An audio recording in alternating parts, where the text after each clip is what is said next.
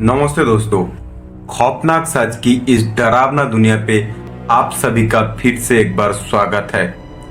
कभी कभी हमारा जिज्ञासा हमें एक ऐसे रास्ते पर ले आते हैं जहां से लौटना बिल्कुल नामुमकिन होता है। एक ऐसे ही गलती ने राहुल को एक कर्ण पिशाचिनी के दहलीज पे लाकर खड़ा कर दिया। तो राहुल उस कर्ण पिशाचिनी का कहर से क्या बच पाएगा? चलिए जानते हैं इस खौफनाक कहानी में।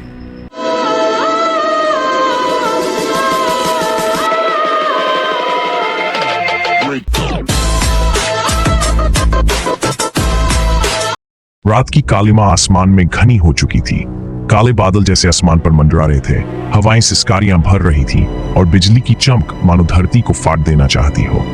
राहुल अपने पुराने धूल भरे घर की छत पर खड़ा था, जहां चारों ओर एक अजीब सा सन्नाटा पसरा हुआ था। हर कोई उस तूफानी रात के भय से अपने घरों में दुबका हुआ था, लेकिन राहुल के अंदर एक और डर पल रहा था, जिसे उसने खुद न्योता दिया था। कुछ दिनों पहले उसे अपने परिवार के पुराने बक्से में एक पुरानी हस्तलिपि मिली थी, एक ऐसी तंत्र साधना की पुस्तक जिसमें कर्ण पिशाचिनी साधना का उल्लेख था। यह साधना अदृश्य शक्तियों को बुलाने और उनसे संपर्क करने की विद्या थी, पर इसके अंजाम की चेतावनी भी थी। मुहावरे की तरह पुस्तक में लिखा था, आग से खेलोगे तो हाथ जलेंगे। लेकिन राहुल की जिज्ञासा ने उसे उस आग में कूदने के लिए मजबूर कर दिया। रात के तीसरे पहर में जब पूरा गांव नींद में डूबा हुआ था, राहुल ने साधना शुरू की। हवा की सरसराहट तेज हो चुकी थी और उसके कानों में अजीब आवाजें गूंजने लगीं। अचानक चारों तरफ अंधेरा और गहराता चला गया। उसकी आंखों के सामने एक काली परछाई उभरी, लंबे नुकीले नाखून, खून से सनी आंखें और कानों में चीरने वाली चीखें। ये वही थी कर्ण पिशाचिनी। राहुल का खून जम सा गया।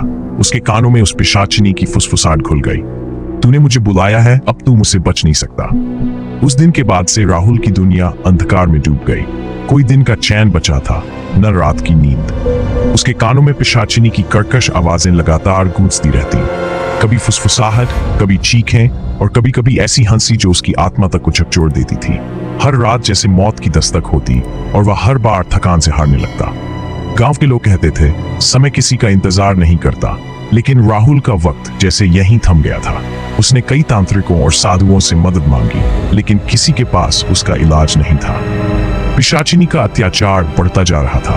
वह कभी राहुल के कान के पास आकर फुसफुसाती, तो कभी तेज हवाओं में उसकी हड्डियों तक को कंपा देने वाली ठंडक भेज देती। आखिरकार एक रात जब तूफान अपने चरम पर था, राहुल ने खुद को अपने कमरे में बंद कर लिया। पिशाचिनी की आवाजें उसकी सहनशक्ति से बाहर हो चुकी थी। कमरे में बिजली की गूंज और बाहर बारिश की तेज बूंदें जमीन पर ऐसे गिर रही थी जैसे आसमान भी उस भय से कांप रहा हो। राहुल ने चाकू उठाया और अपने हाथों की नसें काटने का फैसला किया। उसने सोचा, जब तक जान है तब तक पिशाचिनी मुझे नहीं छोड़ेगी। खून की धारा जैसे जैसे बहने लगी, पिशाचिनी की आवाजें धीमी होती गईं। लेकिन मरते मरते भी राहुल ने वही अंतिम चीख सुनी, पिशाचिनी की भयानक हंसी जो कह रही थी, मैं तेरे साथ हमेशा रहूंगी, तू चाहे जितना भी भाग ले, मैं तुझसे कभी नहीं जाऊंगी। कमरे में सन्नाटा छा गया। बाहर तूफान शांत हो गया था, लेकिन राहुल के कानों में हमेशा के लिए पिशाचिनी की आवाज कैद हो चुकी थी।